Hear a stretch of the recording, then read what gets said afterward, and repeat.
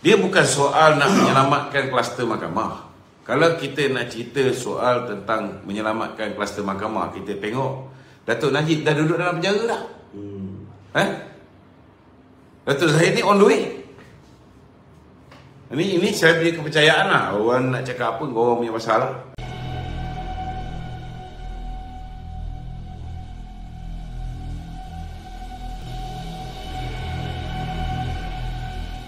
Walaupun kalau kita tengok kes di Shah Alam itu kes memang sepatutnya dah diumban ke longgang.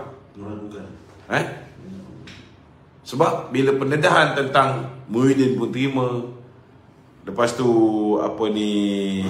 Mahathir pun terima, Isyamuddin terima, Syafiq Abdal terima, KJ terima, hakim sendiri pun bertanya dengan pihak pendakwaan dalam laporan yang dibuat, laporan yang dibuat, nama Isyamuddin ada, nama Datuk Zahid pun ada. Kenapa Isyamuddin tak didakwa? Hakim sendiri bertanya benda ni. Dalam mahkamah. Dia tanya pihak pendakwaan.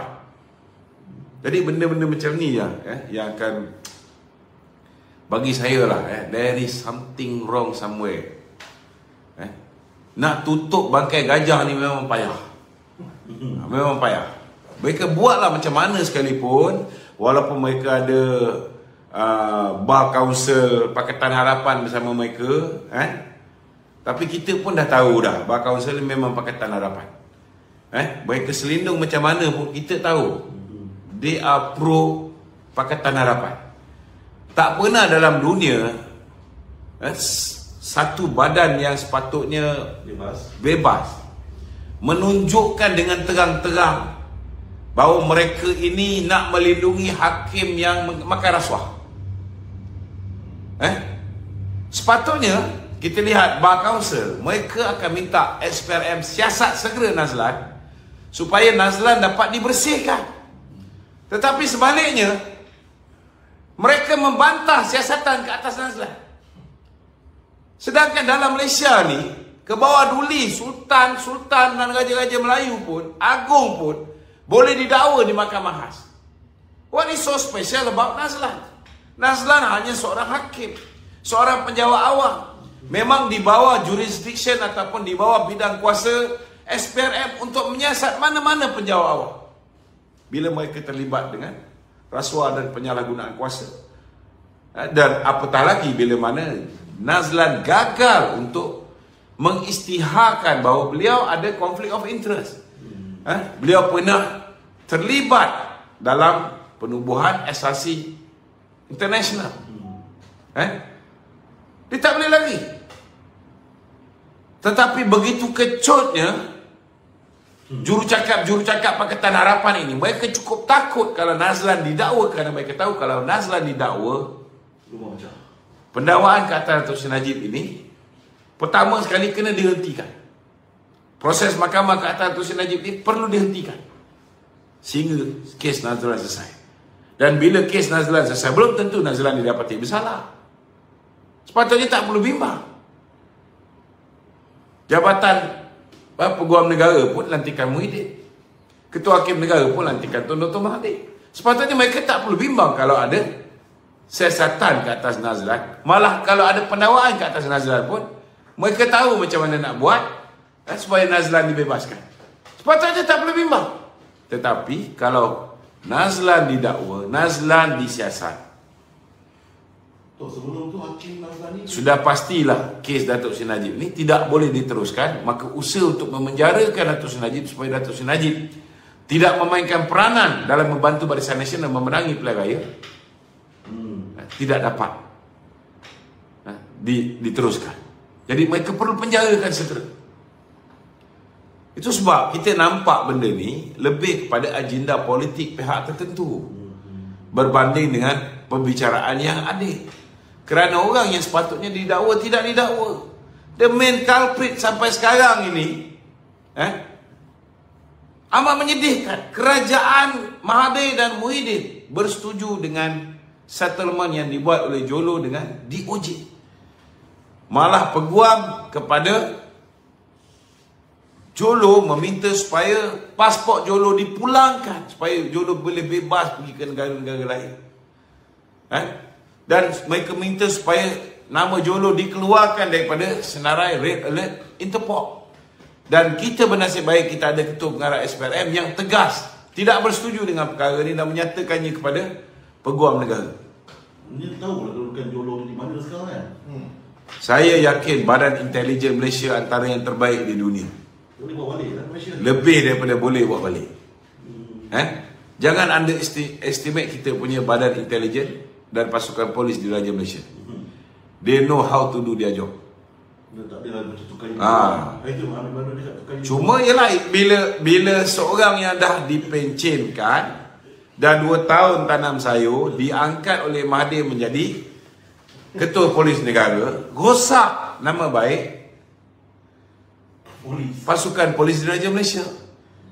Bila dia terang-terang menjadi budak suruhan kepada Mahathir. Amat menyedihkan. Kerana nama tak baik itu dapat pada pasukan. Macam mana dia kata Azmin Ali tu kabur.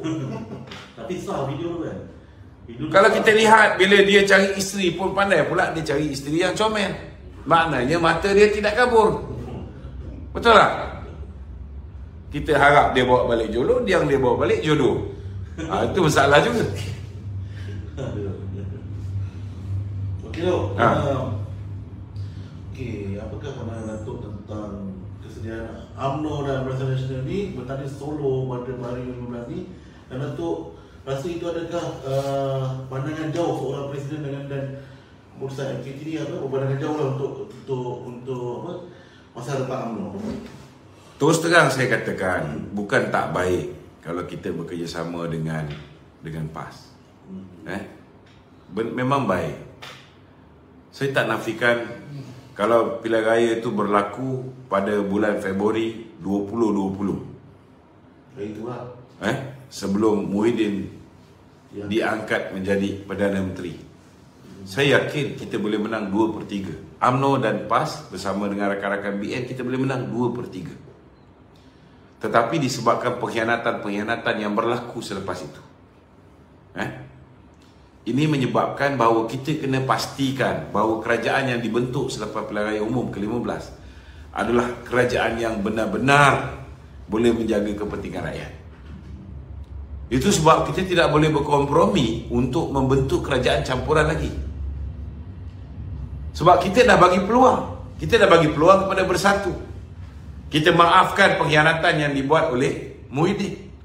Kita bagi dia, walaupun dia ada 32 kursi, 16 tu curi daripada kita, 9 curi daripada PKR, 4 lagi ditambah daripada bebas, yang dicuri daripada PKR DAP.